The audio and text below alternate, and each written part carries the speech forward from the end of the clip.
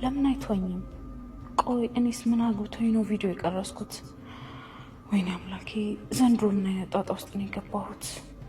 አሁን ምንድን ነው የማደርገው?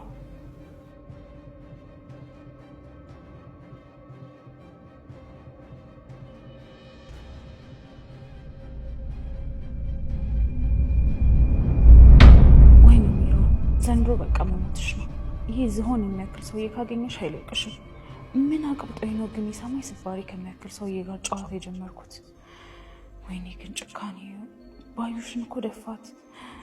አምላኬ ሆይ፣ ሰው ግን እንደዚህ ቀላል ነው ማለት ነው? በቃ ባዩሽ አሁን የለችም ማለት ነው እኮ። እኔም በቅርቡ እንደሷ ታሪክ መፈጸሙ አይቀርም።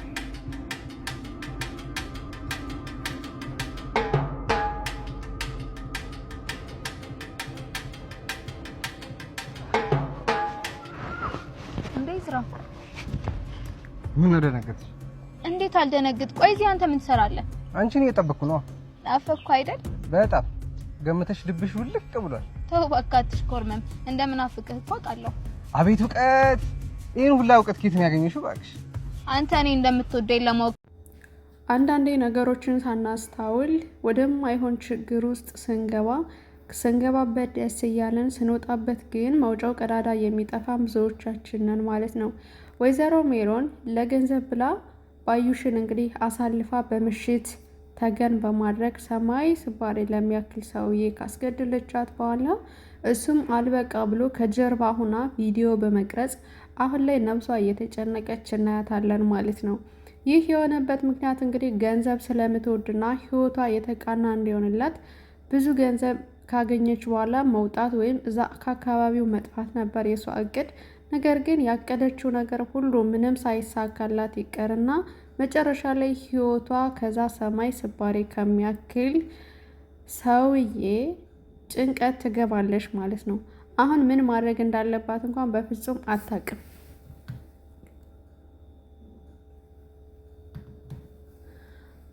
ፖሊሶችም የሜሮንን የስልክ ጥሪ ሰምተዋል ማለት ነው። ያው የባዩሽ ስልክ ወደ ስልክ ቤት ከሄደ በኋላ ኢትዮ ቴሌኮም ከገቡ በኋላ የመጨረሻ ንግግር ያደረገችው ከሜሮን ጋር ስለነበረ ሜሮን አሁን ተጠርጣሪ ሆና ፖሊሶችም እንግዲህ ሂደው ከሜሮን ቤት ሲፈልጓት ያጧታል ማለት ነው። እነሱም እንግዲህ ሌላ ጊዜ እንመለሳለን በማለት ሜሮንን ሳይዙ ሲመለሱ ከሰፈር ሜሮን ድንገት ፖሊሶችን ታያቸዋለች ማለት ነው። ፖሊሶችን እንዳየቻቸው ቆይ ከኔ ምንድን ነው የሚፈልጉ? ቆይ ምን ላደርግላቸው ነው? ወይ በፈጣሪ ድጋሚ ወደ እስር ቤት ሊከቱኝ ነው እንደ እያለችም እናያታለን ማለት ነው። ይህ ሁሉ ያደረገችው እርግብ ነሽ፣ አንቺ ምን ጉር ነሽ? ምን ስራ ነው ከተሽኝ የሄድሽው? የስራሽን ይስጥሽ እያለች እንግዲህ እርግብን ስትወቅሳት እናያታለን ማለት ነው። አማራጯ የነበረው እንግዲህ ወይዘሮ ሜላት ትዝ ትላታለች። እውነታውን ለሜላት ማለት ነው ልትነግራት ነው ወይስ ደግሞ በገንዘብ አሁንም ልትደራደራት አስባ ነው? እዚህ ጋር ግልጽ ሳይሆን እንግዲህ ወደ ሜላት ቤት መጨረሻ ውሳኔዋን ታሳርፍና ከተጨነቀችበት በኋላ ወደ ሜላት ቤት ስትመጣ ምናሴ በሩን ከከፈተላት በኋላ ማነሽ? ለምን ተሸፋፍነሽ ትገቢያለሽ? ስለዚህ ራስሽን ለምን መደበቅ ፈለሽ ብሎ ሲጠይቃት እኔ እናትህን ብቻ ነው የምፈልገው፣ ስለ እኔ መሸፋፈን ምንም ችግር የለውም። ስለ አይ እየገባሽ ያለሽው እኮ ወደ ቤት ነው፣ ስለዚህ ስለ እናቴም ይመለከተኛል። ማነሽ? ማንም ፈልገሽ ነው? ስምሽስ? ብሎ ሲጠይቃት ሜሮን እባላለሁ፣ የምፈልገው እናትህን ወይዘሮ ሜላትን ብቻ ነው፣ ስለዚህ ሜሮን ትፈልግሻለች ብለህ ጥራለች ስለው አይ አልሰማሽም እንደ ይላል በድንጋጤ ማለት ነው። ቆይ ምንድን ነው ስትለው እማዬ እኮ የለችም ታስራለች ሲል ቆይ ምን አድርጋ ብላ ስትጠይቀው እንግዲህ እሱ እንኳን ይቅርብሽ ሲላት ባዩሽን ገደልሽ ተብላ ነው አይደል ሲል አዎ ግን አንቺ እንዴት አወቅሽ ሲላት አሁንም ይቺ ባዩሽ የምትባል ሙታ እንኳን ጦሷ አይለቀኝም ብላ እንግዲህ ተፈናጥራ ስትወጣ እናያታለን ማለት ነው። ያው እርሷም ያሳሰባት ነገር ቢኖር ባዩሽ እንኳን ሞታለች፣ በዚህ ምድር ላይ ያለችም እኔም በሞት እንኳን እረሳለሁ ማለት ነው፣ በቃ እኔም መሞቴ ነው ማለት ነው ዘንድሮ እያለች ስጋቷ የበለጠ አሁን እንደውም ጨመረባት ማለት ነው። ታድነኛለች ብላ የመጣችው እንግዲህ ሜላትን ነበረ። ሜላትም እንግዲህ ባላሰበችው ሁኔታ እስር ቤት መግባቷን ስትሰማ ተደናግጣ ትወጣለች ማለት ነው። በሌላ መንገድ እንግዲህ ሜላትም ደግሞ ወደ ፍርድ ቤት ቀርባ ነበረ። ድጋሜ የ15 ቀን የእስር ማዘዣ ወጥቶላታለኝ። አሁንም በቀነ ቀጠሮ ላይ ናት ያለችው።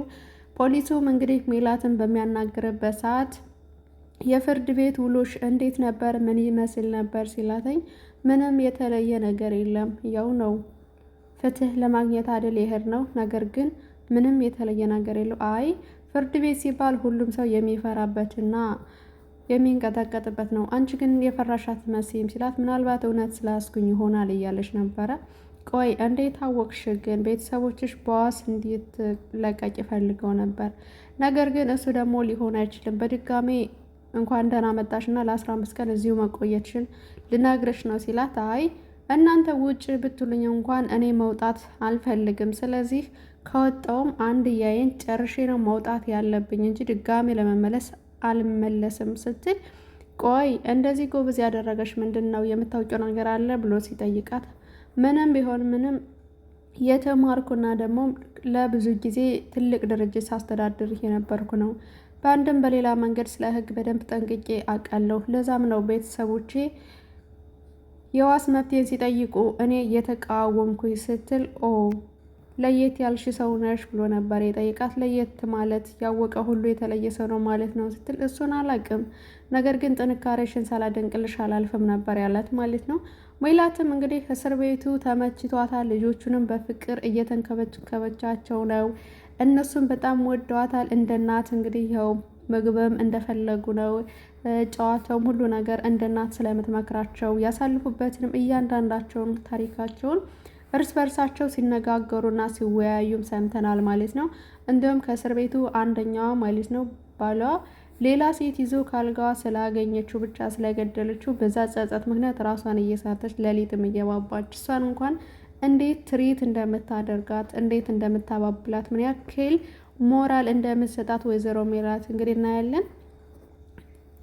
በዚህም እንግዲህ ለየት የሚያደርገው ነገር በህልሟ ስትቃዥበት የነበረው ኬክ እፈልጋለሁ እያለች ስታወራ የነበረውና ባሏ ዋሲውን የሚባለው እንግዲህ ሁልጊዜ ወደ ቤት ሲመለስ ኬክ እንደሚያመጣላት ያንን እያስታወሰች ይቅር በለኝ እያለች ስትጮህ በነበረበት ሰዓት እንግዲህ ሜላት ለልጆቿ ኬክ አምጦልኝ በማለት ታዝና ኬክ በማምጣት ሰርፕራይዝ ስታረጋት ልጅቱ አውርታ ስቃ ተጫውታ የማታውቀውን ፈገግ ስትልም እናያታለን ማለት ነው።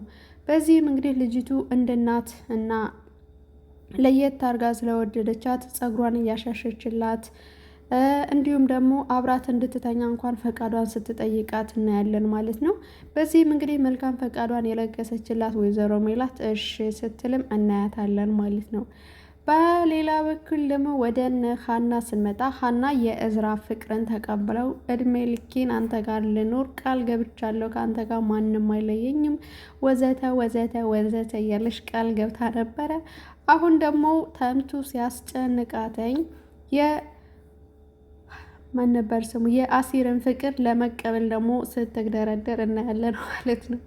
በነገራችን ላይ ፍቅር ግን ማለት ነው ደስ ሲላል ልንቀጥል ሲከፋ ልንወጣ ማለት ህይወት እንደዚህ ነው እንዴ? ግን ምን እዚህ ጋር የሀና ፓርት ትንሽ ውዝግብግብ ስለሚያደርግም ጭምር ማለት ነው። እናም እንግዲህ እዝራን አያሳየኝ እዚህ በኋላ ድጋሜ በህይወቴ ጣልቃ እንዳትገባ በመንገድ ላገኝህ አልፈልግም፣ ለዘላለሙ አታገኘኝም እያለችው እናያለን። እዝራም ቆይ ምን አድርጌሽ ነው? ቆይ እስከ መቼ ነው ሀና? ነገሮችን እኮ ለማወቅ እፈልጋለሁ፣ ቀኑን ቢያንስ ንገረኝ፣ እስከ መቼ ጊዜ ነው ሲላት ለዘላለሙ ብላ ስሸኘው እናያለን ማለት ነው። ያው እንግዲህ ፍቅር ምንጊዜም ቢሆን በሁለት መታሰር የለበትም። ስሜታችን ነገሮችን ተረጋግተን ትሪት አድርገን ማወቅና ራሳችን መረዳት ይገባል። ፍቅር ምን አይነት እንደሆነ ልባችን ለየትኛው እንደሚመታ በጥቅም ወይስ በፍቅር ነው የምናምነው? በይሉኝታ ወይስ በስሜታችን ነው የምናምነው የሚለውን ጠለቅ ብለን ብናውቅ ጥሩ ነው፣ የብዙዎቻችን ማለት ነው። አንዱን ካፈቀርም በኋላ ደግሞ ሌላ የተሻለ ቆንጆና አማሌ ሲመጣ ልባችን የሚገለበጥ ከሆነ በእርግጥ ይሄ የሴቶች ልብ ማለት ነው ለማንኛውም ወንድ የሚመታ ከሆነ ስሜት እንጂ ፍቅር አይደለም። ስለዚህ ሀና ላይ ያየነው ነገር አሁን ምንድነው? ስሜት ምንም ሳይሆን በይሉኝታ ማለት ነው። አሲር በጣም ብዙ ጊዜ በጣም አብረው ብዙ ነገሮችን አሳልፈው አሁን ላለችበት ደረጃ እስክትደርስ ድረስ በጣም ብዙ መስዋዕት ከፍለዋል ማለት ነው። ሀና በነገራችን ላይ እዚህ ብቻ ሳይሆን ገና ከደሴ ስትመጣም እንግዲህ አፍቃሪ ነበራት። እሱ ብዙ ነገር ሆኖላታለኝ። አሁን ላይ የእሱ ፍቅር ምን ያክል ጥልቅ እንደሆነ እየተረዳችም ስሜቱንም እያወቀችለት መታለች ማለት ነው። በዚህም እንግዲህ ወደ አሲር በመሄድ አብሬህ ልሆን መልካም ፈቃድህን ስጠኝ፣ ስለዚህ እሺ በለኝና እኔ አንተ ጋር ልሁን፣ አንተን እያፈቀርኩ ልኖር ስትለው አፍቅረሽ ነው ወደሽ ነው የምትመጪው ወይስ ደግሞ ይሉንታ ይዞሽ ነው? እኔ ደግሞ እንደሱ እንድትሆኝ በፍጹም አልፈቅድልሽም። አንቺ የምታፈቅሪው እዝራን ነው። ስጋሽ ከኔ ጋር ሆኖ ልብሽ ከሌላ ጋር እንዲሆን በፍጹም አልፈልግም። ይህ ለእኔ ደስተኛ ያደርገዋል ብለሽ ማሰብሽ ራሱ ፍጹም ስህተት ነሽ። እኔ እኮ የማቅ ሰው ነኝ፣ ራሴን የምወድ ሰው አይደለሁም ሲላት ሀናም ቆይ አንተ የምትፈልገው እኔ ያንተ እንደሆነ አይደለ? እኔ እኮ ታዲያ ለአንተ ልሆን ነው ያልኩ፣ ሌላ ምንም ነገር አትበለኝ እያለች እንግዲህ ስትለምነውና ያለን ማለት ነው። አሲር በጣም አስተዋይና ጎበዝ ልጅ ነው። ራስ ወዳድም አይደለም፣ ከራሱ አልፎ ለሌሎች የሚኖር ልጅ ነው። ብዙ ነገሮችን ከሱ ነገር እንማርበታለን ማለት ነው። የውሃናም እንግዲህ ስላሳዘናትና በእኔ ምክንያት አዝኖብኛል ከፍቶብኛል ስላለች አሁን ሀዘኑን ለማስረሳት ነው እንግዲህ ራሷን መስዋዕቱና እያለችው ማለት ነው። በዛ ላይ ደግሞ ተምቹም ለጓደኛው ሲል እንግዲህ አንቆ አንቺ የጆሮና የጆሮ ብቻ ነሽ፣ የማንም መሆን አትችም። እኛ እኮ ለጽድቅ ሳይሆን ሌብነታችን ትተን ለአንቺ ፍቅር ነው ጆሮ እንደዛ ሁሉ መስዋዕት የከፈለልሽ። ቆይ ምን ይመስልሻለኝ እያለ ብዙ ነገር ተናግሯታለኝ። በዚህም በጣም ትጸጸታለሽ ማለት ነው። በዛ ምክንያት እንግዲህ ያው ጀሮም ይቅርታ ሲጠይቃት በባለፈው እንደዛ መናገር አልነበረብኝም ብሎ ይቅርታም ጠይቋታለኝ። ነገሩን ሚስጥሩን እንግዲህ እስካሁን ድረስ አሲር አልሰማም። ከዛም ሀናም እሺ ይቅርታ አድርጌልሃለሁ ትልና ምግብ ጭራሽ አብረው እንዲበሉ እንዲገባበዙ እናያቸዋለን። ከዛም ያው ወንድም ተብያው ደግሞ የሀና ወንድም ማለት ነው ምናሴ ጀሮን ባገኘበት ሰዓት እዚህ ሰፈር ምን ታደርጋለህ? ቆይ ድጋሜ ሀናን ምን ልታደርጋት ነው? በማለት አንዳንድ ሲነጋገሩ አሁንም የጠየኳትን ነገር የማታደርግ ከሆነ እገላታለሁ ሲል እስኪ ወንድ ነህ እኔም እኮ አለው አንድ ነገር አደርግሃለሁ ሲል እንግዲህ ሲዛዛቱ ነበረ። በዚህም የተነሳ ሀና ሚስጥሩን ስትሰማ ጓገጭ ትላለች ማለት ነው። በስመ አብ እናንተ በወንድሞች ጣልቃ መግባት አትችሉ እንዴ? ቆይ ከእህቱና ከወንድሟ አስበልጣናቱን ትውደዳቸው፣ ግን ደግሞ በህይወቷ ጣልቃ መግባት የለባቸውም ወይስ አለባቸው? ምክንያቱም ስጋ ናት፣ ተወልዳለች። ቆይ ለምን ነው እንደዛ ጓገጭ ስትል የነበረው? ሀና ምን አስባ ነው? ሰላምንም ቀንድ ቀንዷን አፈረጠቻት። ምናሴንማ በቃ ጢባ ጢቤ ነው የተጫወተችበት እኮ። ምንም አያገባችሁም። እነሱ አንቀው ቢደፉኝ እንኳን መብት አላቸው፣ እናንተ ግን ምንም መብት የላችሁ። ጊዜ ደግሜ ደጋግሜ እላችኋለሁ፣ በእነሱ መካከል ጣልቃ እንድትገቡ በፍጹም አልፈልግም። እናንተን ካገኘው ወዲህ ነው ጭራሽ ህይወት የምስቅልቅል ያለው። ለዚህ ሁሉ ደረጃ ያበቁኝ እነሱ ናቸው። የኋላው ከሌለ የለም የፊቱ እያለች እንግዲህ ስትዝት እናያታለን ማለት ነው። ከዛም ሰላምዬ እንግዲህ ከፈለግሽ ይህንን ነገር በጣም ደጋገምሽው አዝለሻቸው መዞርም ትችያለሽ ስትላት ሀናም ተቆጥታ እንግዲህ የምትበለውን ምግብ ጥላ ወደ አባቷ ቤት ነበር የሄደችው። የሆነ ነገር ትዝ አለኝ እዚህ ጋር ማለት ነው። እኛ ገጠር እያለን አሁን ከእናቴ ጋር ብጣላ ዘልሌ ከአያቴ ጋር፣ አያቴ ጋር ብጣላ ደግሞ መጥቼ ከእናቴ ጋር እንደመርፈው ሀናማውን እየቀበጠች ነው። አንዴ ከእናቷ ቤት አንዴ ከአባቷ ከአቶ ኖላዊ ቤት እየዘለለች እንደፈለገች ትናገራቸዋለች ማለት ነው እንጂ እኮ መግቢያ ብታጣ ኑሮ እንደዚህ ሁሉ ነገር ባልደረሰች ነበር። ለማንኛውም ግን ተመችታኛለች። ያው ለናሲር ወግና በመከራከሯ ምክንያቱም እውነት አላት። ግን ደግሞ ለስሜታቸው በተለይ ደግሞ ለምናሴ እሱ እህቴ እኮ ነሽ፣ ቆይ ምን ሆነሻል? ላንቺን መከላከል የለብኝም አንቆ እስኪገልሽ ድረስ ዝም ብዬ ማየት ነበረብኝ እያለ እንግዲህ ቢከራከራት እንኳን ምንም አያገባህም ብላ ጥላ መሄድ አልነበረባትም። ሰላምዬም ትንሽ ጫን ታረጋለች። ሚዛናዊ ሰው አይደለችም። በቃ እሷ ያለችው መሆን አለበት ማለት ነው። ሂዳ እንኳን እዝራን ድጋሜ ከሀና አጠገብ ላይ አልፈልግም አለችው ሰላምዬ ማለት ነው። ለሀና ብላ ራሷን መስዋዕት የምታረግ ልጅ ናት። ግን ነገሮችን ደግሞ በችኮላና በስሜት የምታረጋቸው ነገር ፌር አይደለም።